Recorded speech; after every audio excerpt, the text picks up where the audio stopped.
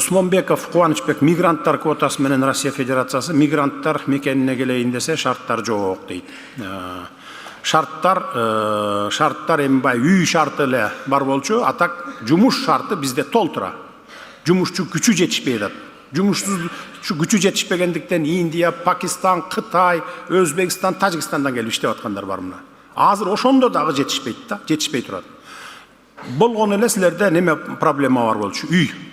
Үй проблемасын біз мамлекеттик ипотекалык компанияга тапшырма бергенмин, иш башкармалыкка мыйзам киргизип атат жогорку кеңешке, мигранттарга өзүнчө кезек менен деп, баягы тезирээк, баягы жалпы кезек эмес, тезирээк алыш үчүн анан кийин ошо мигранттарга анан мүмкүнчүлүгү чектелгендерге ошондой өзүнчө кылып беребиз. Азыр мына 70 миңден ашык үйлөр салынып атат жалпы республика боюнча. Ошон үчүн азыртадан эле кезекке тура берсеңер деле болот, бирок бар эле Бишкек, Ош, Жалал-Абадка туруп албагыла да. Ар ким мындай кичи шаарларда да салынып атат, башка борборлордо да, областтардын центрларында салынып атат. Ошол жерлерге очередке тура берсе боло берет. Анткени бүтөт. Жарым жылда бүтчүсү бар, 1 жылда, 2 жылда бүтчүсү бар.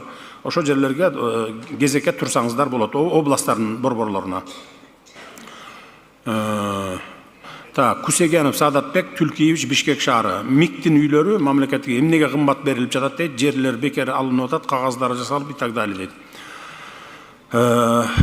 Кымбат эмес, биз мамлекеттик ипотекалык компаниянын үйлөрүн жеке менчик компанияларга эң башында мен 21 жылы, 22 жылдары мен чакырганмын барын.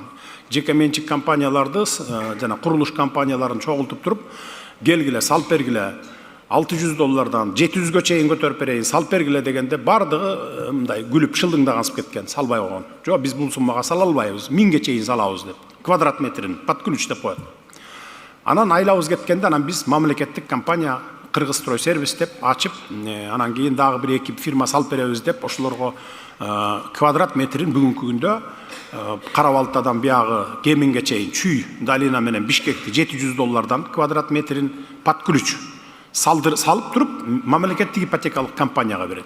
А региондор болсо, бул Бишкектен арматура ташып барат экен, цемент ташып барат экен, 750-дөн деп бергенбиз. Мисалы Ош, Баткен, Жалал-Абад, Талас, Нарын, Ысык көл, алар 750-дөн квадрат метрин. Бирок под ключ кылып берет. А мамлекеттик ипотекалык компания, мисалы мынакей могу жерде Мурас конушун бүтөбүз, эмди ушу келе жаткан жылы Кудай буйрса бүтүп жалпысынан тапшырабыз. 8 гектар жерге почти 5,5 миң квартира батырып салганбыз. Ал ошо 700-дөн бүтүрүп мамлекеттик ипотекалык компанияга өткөрүп берип атат. Улумумарга жардам бериңиздер. Балдарыңыздар урубасын. Дуаңыздар кабыл болсун. Аллахым жеңил сыноо берсин. Улумдун кыйналып жашаганын каалабайт элем. Менин балам дагы балдардын катарында ойногону каалайт элем.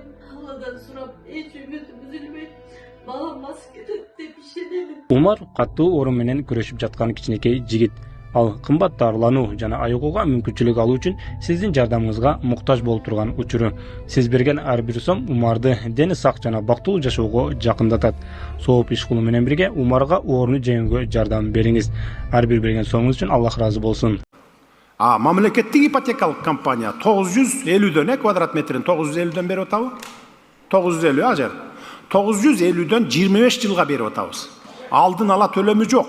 Мурункудай 30% алдын ала төлө, анан калганын 10 жыл деген жок. 25 жылга киресиң, киргенден баштап төлөп баштайсың.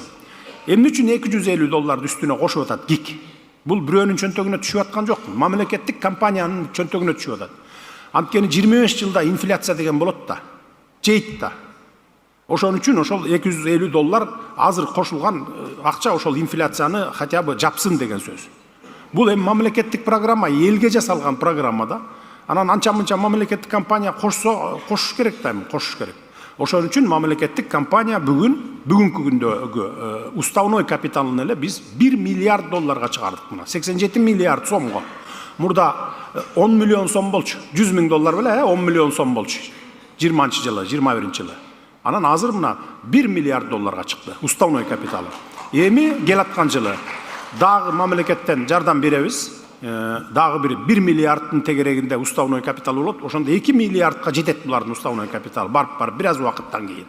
Ошондон кийин биз мамлекеттик ипотекалык компанияга акча бербейбиз. Булар ошол 2 миллиард менен эле элди үй менен камсыз кыла баштайт. Азыр областтардын центрларынан Бишкек, Оштон чыга албай атпайбызбы? Бүтөбүз, жакында бүтүп аяктан чыккандан кийин кичи шаарларга өтөбүз. 32-33 шаарга чейин, жана кичи шаарларга. Анан 44 райондун борборлоруна чейин түшөбүз. Андан жүрүп отуруп, анан кийин айылдарга чейин барабыз. Жана айылда да кеп кылды ипотекалык үйлөрдү салып бергиле деп. Колдон келсе айылдарга дагы 3 этажбы, 5 этажбы бай сейсмикалык немесине жараша салабыз. Ага бир 30-жылдары жылдары жетип калабыз го деп ойлоп болжолдоп турам да. Ошон үчүн жанакы чыдап кичине күтүп туруш керек. Мисалы жогору жакта салынып аткан үйлөр бар, элитный үй деп салып атабыз. Жана магистралдан жогору. Ал жерде ошол баякы менчиктеп алган жерлер болгон, 50 гектар, 100 гектарлап бир киши ээлеп алган жердин баарын кайтарганбыз дагы ипотекага үй салып берип атабыз.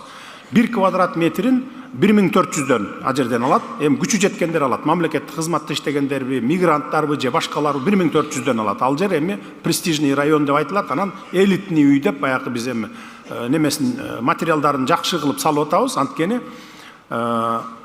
ал жердики дагы ошо мамлекеттик компанияга түшөт, үстүнө кошуп атабыз. Албетте баякы 700дөн өйдөрөк салынып атат болуш керек, ал жердики баякы неме болгон үчүн. Анан бирок калган ортодогусу мамлекеттик компанияга түшөт.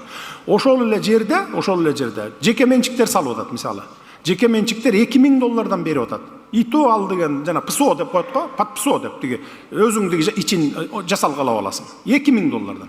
А биз жасалгасы менен даяр кирип эле жашаганга 1400. Бул эми мамлекеттик программа болгондойн деп. Жана айтып атпайбы, жер бекер берилип атат го деп туура. Ошон үчүн биз арзан берип атабыз. Болбосо анда биз деле 2000ден беришибиз керек эле, эгерде жер сатып алып анан салып аткан болсо.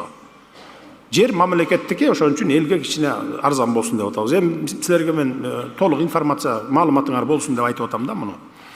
Анан эми орчунду делгендерин өзүнчө жазып койдум, эми четинен кыскача бир жарым сааттын ичинде жооп берип коеюн. Усупов Кажыбек, мигранттар квотасы Россиядан келген экен, чет жерде жүргөндөр депутат боло албайт деген мыйзамды жокко чыгарып бергиле деп атат.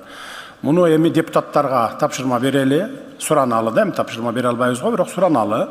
Туура көрөбүз, мен деле туура көрөм. Баякы муну мыйзамдарды оңдош керек, мыйзамдарды жазып, анан чет жерде жүргөндөргө балким квота берип, 1-2 депутат келсе болот дегендей кылабызбы, балким аны көрүшүбүз керек.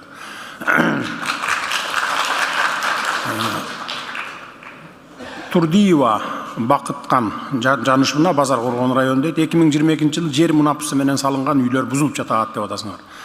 Мен бийликке келгенде дароо эле баарын ревизия кылып чыгып, тапшырма берип, анан бая эсиңиздерде болсо 2005-жылы революция болгондон кийин баары жер басып албады беле келип. Ушу чүйдөн, Оштун тегереги, эң негизгиси ушу чүй менен Ошта проблема. Бишкектин тегереги менен ошо Ошто болчу.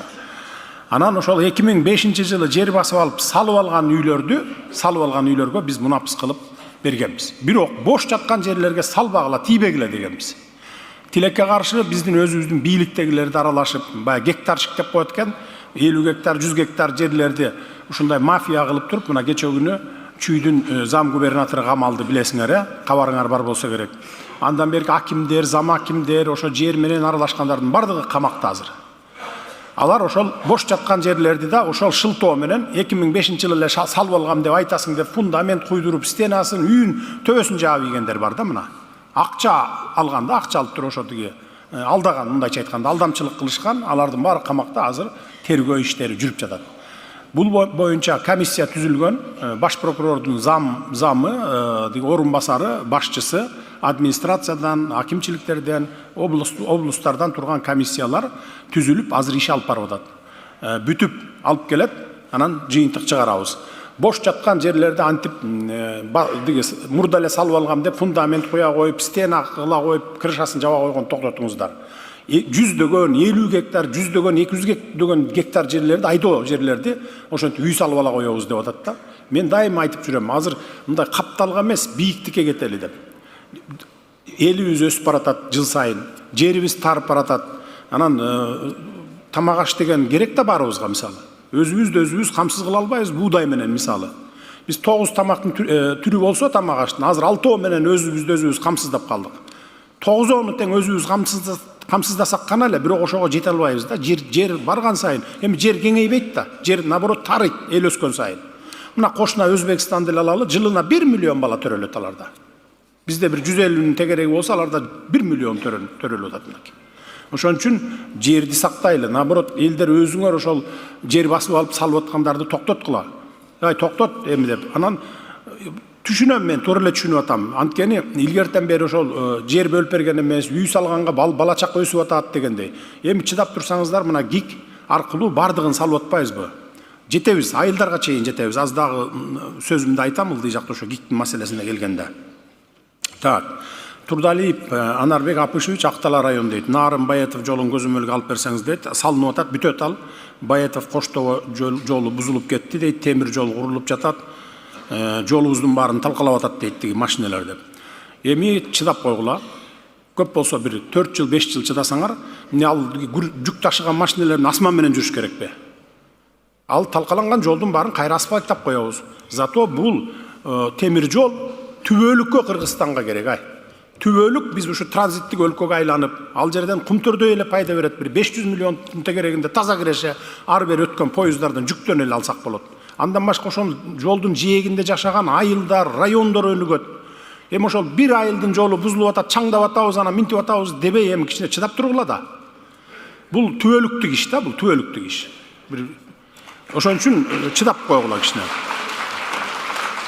Талайбек уулу Айбек Ош шаары этникалык 1,5 миллион кыргыздарды тентитип жибердик дейт. Неме кылат?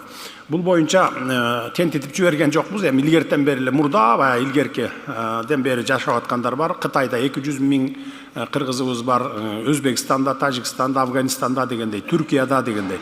Бул боюнча бизде Кайрылман деген мыйзам бар. 2007 жылдан бери иштеп келатат, 2008 жылдан бери. Ал мыйзам ошо 2007 жылы октябрь айларында мен жазып өткөрдүм эле, өткөрүп коюп, анан бизди таратып ийген, биз кеткенбиз. Ал 2008-дин башынан баштап иштеп келатат. Ошол мыйзам менен 100 миңдеген кыргыздар келип атат. Ал мыйзам менен жол ачык. Кайсы өлкөдөн болбосо келсе, бүгүн биз кабыл алганга милдеттүүбүз, мыйзам жол берет ага. 1 жыл Кайрылман паспортун беребиз, 1 жылдан кийин биздин граждандык паспортду алып эле жашап аткандар бар бул жерде. Келе берсин, пожалуйста, келе берсин. Сүйүнбаев Мариф Араван району, Мариф. Так, суу сактагыч салып берсеңиздер, БСР быдырлар дейт. Бул жерде мынакей Бакыт Эргешевич отурат, вице премьер-министр. 2 жыл, 3 жылдан бери берилген тапшырма бар. Азыр республика боюнча 106 БСР быдырлар курулуп атат. Биз бардык мындай географиялык эмесин картаны алып туруп, кайсыл жерге керек, кайсыл жерге салсак болот. Ошонун бардыгын пландаганбыз. Азыр канча бүтүп калды болжол менен? Я. 15, а? 11 бүттү. 11-ин бүтүрдүк, 10 жасап атабыз. Калганынын бардыгын эми мунун баарын 1 жылда бүтүрүп ала албайт экенбиз. Bir 4-5 жылда бүтүрүп, суу проблемасы деген болбойт, суга суу проблемасы. 106 БСР БДРларды куруп атабыз мына. Мурда бир да БСР БДР курулган эмес, илгерки союздук менен эле келатканбыз. Мына азыр 11 бүттү, дагы 10 кетип атат курулуштары. Калганын да куруп бүтөбүз. Буга дагы убакыт керек. Так, Рахманбердиев Байыш Абдилатипович, Лейлек району спорт арена салып берсеңиз, шаарларга миллиардтарды бөлдүңүз, Лейлекке 2 миллиард бериңизчи дейт. Эми биз областтардын борборлоруна чоң шаарлардан баштадык да эми. Анан эми кичинекей шаарларга да жетебиз. Ага да убакыт керек. Бир аз убакыт керек ага дагы. Бирок беребиз. Балким быйыл беребиз жылдын аягына чейин. Балким эмдиги жылга чейин. Эми биздин чама-чаркыбызды өкмөттүн карайлы. Ошого жараша. Ошондой майда шаарлар көп да, бизде 35 шаар бар, 33 шаар, анан 2 чоң шаар Бишкек. Беребиз, аларга да жетебиз. Райондун борборлоруна чейин жетебиз. Асфальттайбыз, чырактарын коебуз, тротуарларын жасайбыз. Алардын баарына жетебиз. Так. Осокеева Аида Сайырбековна, Бишкек шаары канализация проблема дейт. Канализация боюнча проблема илгертен бери келген. Бая союз мезгилинен берки канализация, анан кийин очистной сооружение деп коебузго, саркынды сууларды тазалаган Бишкектин ылдый жагында. Вообще тазалабай калган. жанынан аэропортко ары бери өткөндө машиненин терезесинен ичинен диге жыт берип туруп калган. 56 миллион долларга биз аны азыр жаңылап атабыз. Мэр качан бүтүп калабыз? Качан ишке беребиз? Декабрь. Мына кийинки жылдын аягына чейин бүтөбүз и ал жак жыт чыкпай калат. Канализациялардын баарында кошумча канализациялар кирет, кошулат ага дагы. Бул боюнча дагы 2 жылдан бери иш жүрүп атат.